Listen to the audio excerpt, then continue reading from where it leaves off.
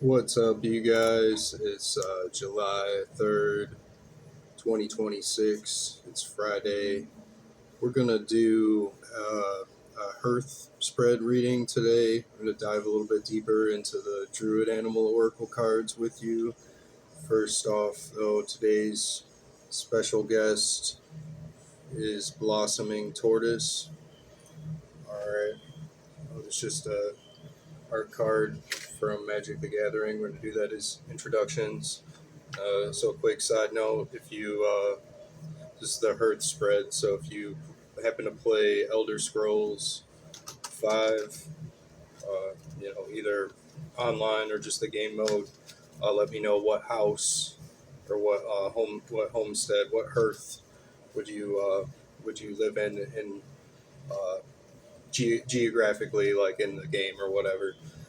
Like so, I guess it'd say like Windhelm, Falkreath, Markarth, Riften, or Winterhold. Like where would you stay or where would you reside? If you know what I'm talking about, leave it in the comments. If not, that's fine.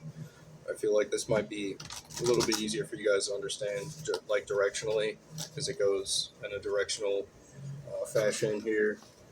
Show you real quick. There is the east quarter. We're going to start in the east and then evolve into the north. So I think directionally reading the cards, this one will make a little bit more sense for you as far as a collective energy.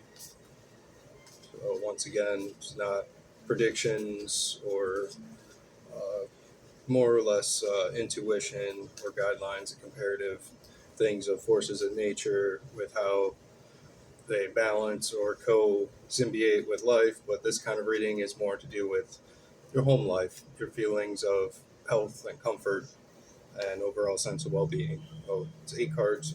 Then let's start in the east.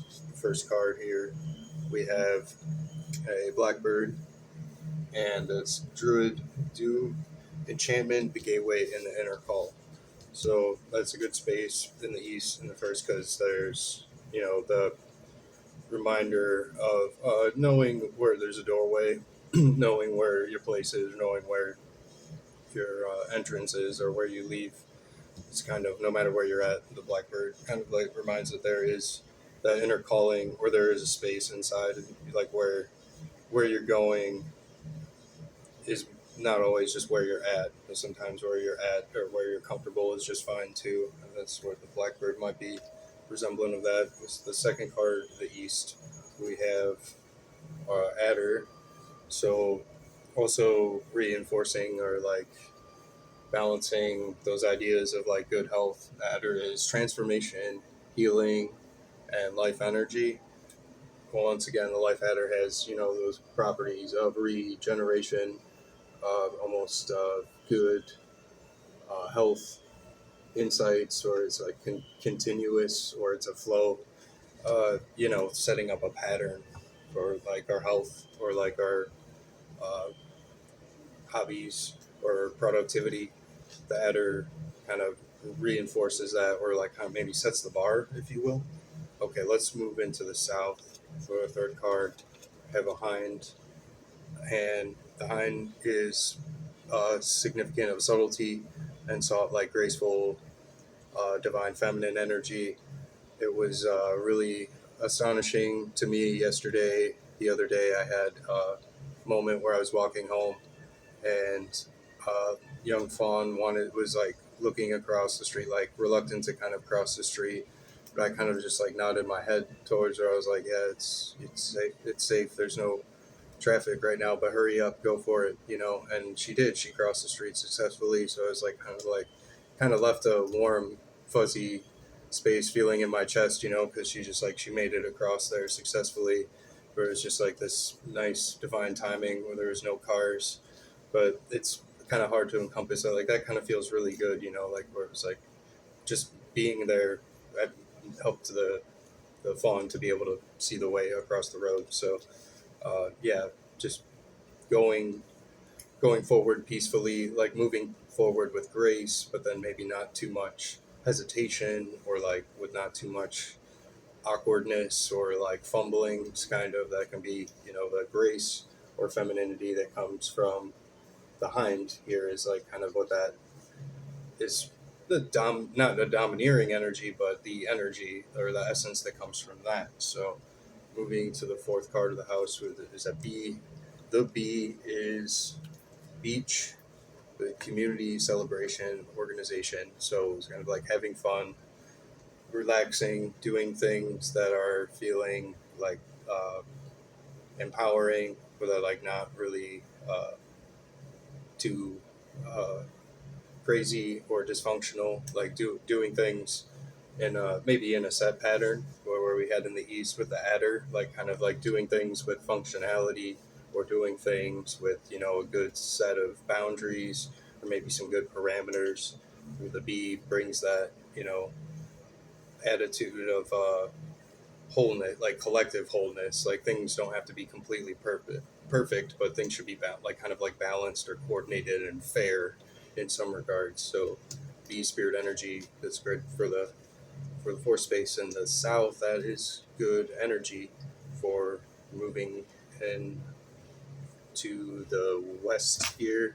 We have water dragon, and Draguske is the passion, depth, and connection. So this is good with the the uh, the west here, because we have this passion, energy, depth that's coming from like celebration and good aspects of health. So coming around here with the hind and the water dragon, and then even where we started initially with the blackbird, which is like having not a sense of needing to escape, but knowing that there is, definitely a direction to go, definitely a door to open or a way to turn.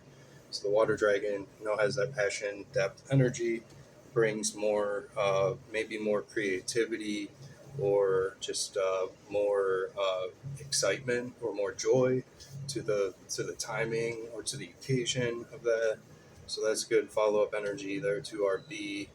For the sixth space in the west, we have a otter, and the otter is great too because it's joy, play, and helpfulness. So he brings more of the maybe not needing to feel a sense of obligation or like forced kind of energy. Like the water dragon is kind of bringing that loose, uh, powerful, water energy that's more like direct, and then the otter is this kind of like laid back and like playfulness aspect too. So that's good too, because in balance you have like both. You have the strong tides, and then you have the gentle, like calm lulls of like where the waves kind of stop, or the sun is just kind of shining and clouds dissipate a little bit. It's like you're gonna have both of that with that excuse me, with that water energy. So that's kind of cool with the otter following up the water dragon. Let's go to our last two cards. We have an owl in the north in the seventh space, and the owl is Kalish Odush, detachment, wisdom, and change. So I think it's maybe a good representation of it. Like it's a good idea to remember how to have fun, but not like just like forcing it, not like forcing the feeling, like where you're like how to have fun, but you don't want to like be like, oh, I have to have fun, or it's not going to be any fun. If you're just running that loop in your conscious mind, it's not going to help. So you kind of just want to be, like okay, laid back and relaxed in the occasion, but like willing to be having fun and being joyful. So the owl is kind of like that reminder of like maybe the key points of maybe not feeling trapped or stuck with an energy, where the blackbird is our forerunner. So where it's kind of what happens happens. So the owl reminds us that whatever happens. Like if I'm going to have fun, I know it's something that I enjoy or something that I like doing, so I plan to have fun. But like if it's not the best or things don't go as I plan, maybe I'm not going to be heartbroken either. I guess that's maybe what that's kind of speaking intuitively. If that makes sense or resonates for you, let me know in the comments. Like, no one watched my previous element spread if you want to check that out, it's great. There's a lot of positive energy in that read. Also, anyhow, the last card here we have in our eighth space is the Wren. So the Wren is Drew Ain, and that is humility, cunning, and God. Now, the representation of the cunning, humility, and God in the Wren is actually really interesting. I researched this recently.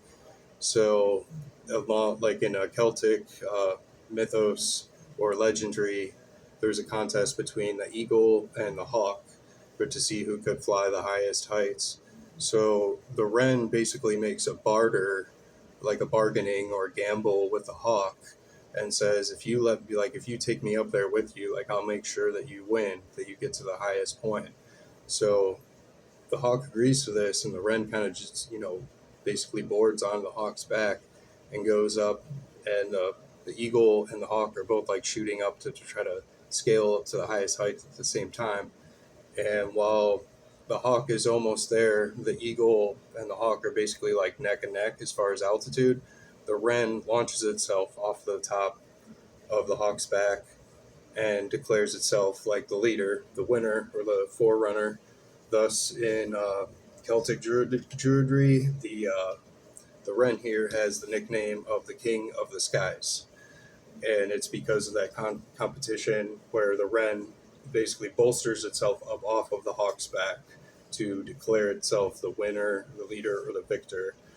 So that's kind of interesting. We have different bird energy where the detachment or the wisdom, the cunning, or things that come from the owl combined with the wren is very unique. Where you can see the lightning bolt with the wren too, and there's also the uh, reminders of nurturement with the nest there. It's like the wren is aware of the powers of nature.